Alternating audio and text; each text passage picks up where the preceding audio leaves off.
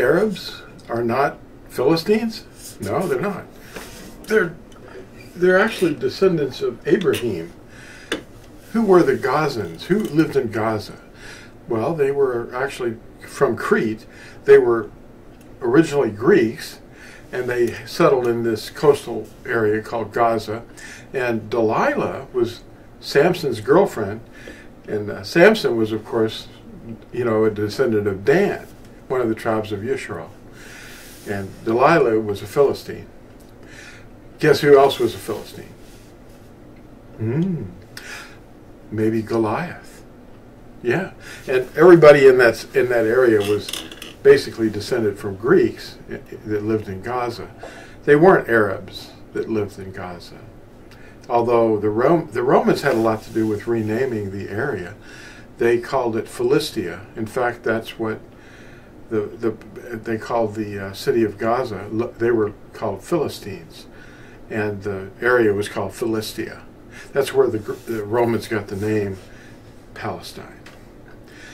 That was the Romanized form of Philistia. Today, there's people living there that they don't really know who they are, but they're not descended from the Greeks. They're most likely Arabian in origin.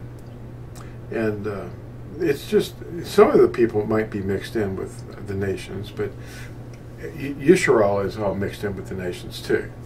So Yehuda went into captivity a couple of times, and they blended with the European nations and the Indians and the Africans. So everybody's mixed in. That's why Abraham's name means father of multitudes. He is the father of the nations. He became the nations. So we can't look at somebody's skin or the shape of their nose or anything and tell if they don't have Abraham's blood in them. I personally, this is my opinion, but I think that everyone is a descendant of Abraham because it's thoroughly mixed in. You can't go to the Hawaiian Islands and not find words that derive from Hebrew. And the people themselves look very beautiful, and they're original. And what about the Aborigines in Australia? I think they have Hebrew in them too. Everywhere there's Hebrew. And the Arabs pretty much stayed in Arabia. That's where the mountain of Yahuwah is. That's where he gave the Ten Commandments to the children of Yisrael, for that to be taught to the nations, to learn how to love. So today we're just going to do a brief overview of who these people are that are called Arabs. And many of them were in attendance at Shavuot in the book of Acts. And we're going to mention that a little bit too. So we're going to twist this around. You'll see my notes here. Hang on. Welcome to the notes. The title of this one is Arabs are Hebrews. Mount Sinai is in Arabia. The same mountain Moshe met Yahuwah speaking to him from a burning bush. Arabs are descended through 12 tribes from their father Abraham, and his eldest son was given a Hebrew name. Yishmael and his mother Hagar and other concubines who bore Abraham children were sent to live in the east, away from his son Yishak. That was at the request of Sarah. And we're going to discuss some of these names and events from Scripture in just a moment. After the death of Sarah, Abraham took another wife, Keturah, and she bore many children to him. In fact, there's 12 tribes that are descended from Keturah.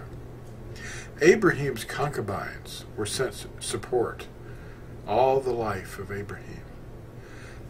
He sent support to these children that were his concubines. And this is recorded from Bereshith, or Genesis chapter 25, verses 5 through 10. I'm going to go ahead and quote the translation. Quote, Abraham left everything he owned to Yitzhak, but While he was still living, he gave gifts to the sons of his concubines and sent them away from his son Yitzchak to the land of the east. Abraham lived 175 years. Then Abraham breathed his last and died at a good old age, an old man and full of years, and he was gathered to his people. His sons Yitzchak and Ishmael buried him in the cave of Machpelah near Mamre, in the field of Ephron, the son of Zohar the Hittite, the field Abraham had bought from the Hittites. Now I'm going to emphasize this. His sons, Yitzchak, that's Isaac, and Ishmael buried him together. They weren't warring with each other. Okay, because Yitzchak's mother was Sarah, and Ishmael's mother was Hagar. Both of those names are Hebrew, by the way. Where Abraham was buried with his wife Sarah. Arabs are Hebrews. The word Hebrew is more accurately rendered Ebereth. From the man, Eber, the letters EBR are still expressed in the word Hebrew.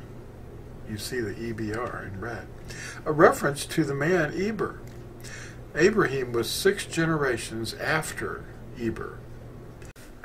Okay, this is an intermission, just for a few seconds. We were having some technical difficulties there with the screen recorder, so.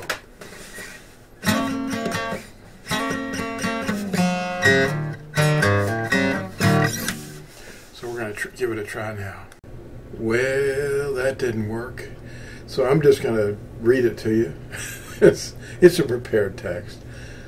You have to prepare, in order to be accurate. So let's get into this. So we left off with the idea that Abraham was 6 generations from Eber. Abraham's son, Yitzchak, begat Yaakov. And Yaakov was renamed Yisrael. That's H3478. And Yisrael,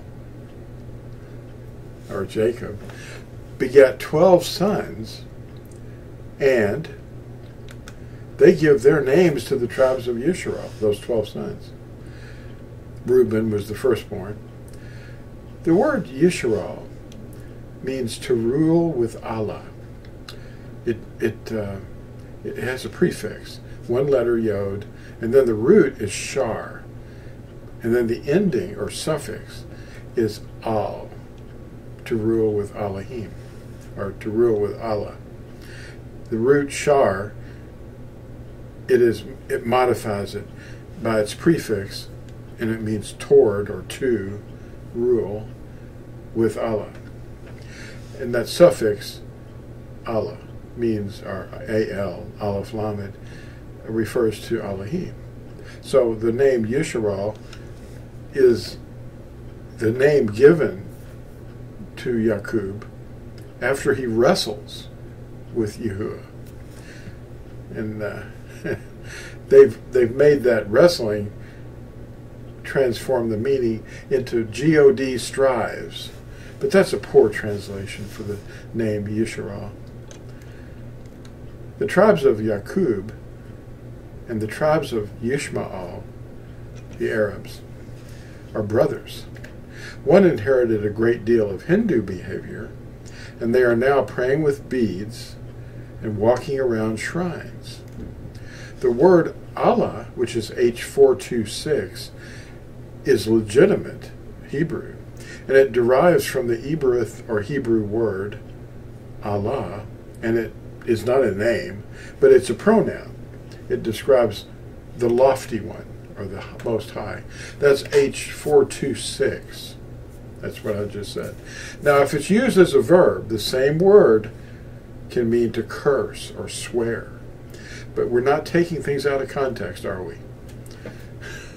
Unless you're trying to mislead people. Shabuoth is a word that became the word Pentecost in Greek. Pentecosta. and it means to count 50 in Greek. Pentecost, count 50, or the 50th day. But Shavuot is based upon week, the word week, and it's Shabua with the plural ending Shavuot. So it's 7 complete intact weeks from first fruits, which is on the morrow after the Shabbat, during the week of Matzah. You can back this up and listen to these phrases over and over if I'm talking too fast. Now, it's always going to be on the first day of the week, you know, first fruits. And 7 weeks from that point up to the morrow after the 7th Sabbath is Shavuot.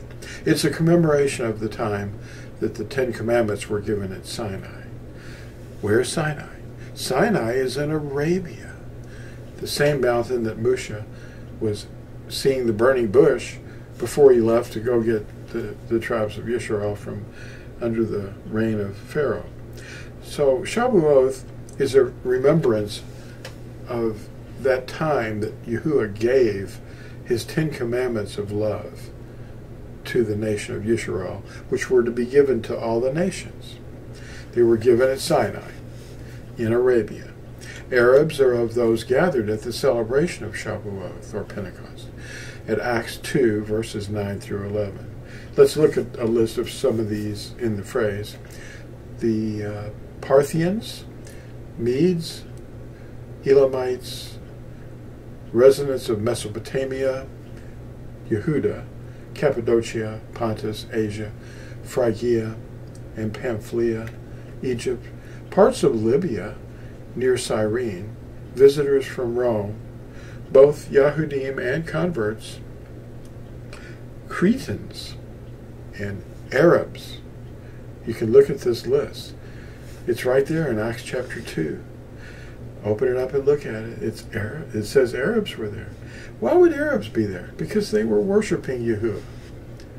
Some of them. You know, they were nearby and they were, you know, going to Jerusalem. And that's recorded for us in Acts chapter 2. All these different peoples who spoke all these different languages were hearing one person speaking in their ears. They heard it in their language. So they thought, what is going on? The person that was speaking in the voice of the Ruach HaKodesh. That's a miracle. The speaker himself was speaking, and it was the words of Yahuwah, but it was transforming into the different languages simultaneously. Okay? And that's pretty clear. May the tribes of Yisrael and Yishmael live in peace, remembering the time their ancestors buried their father, Abraham. Please share this video. And thanks for watching. And we'll see you in the next exciting video. Bye.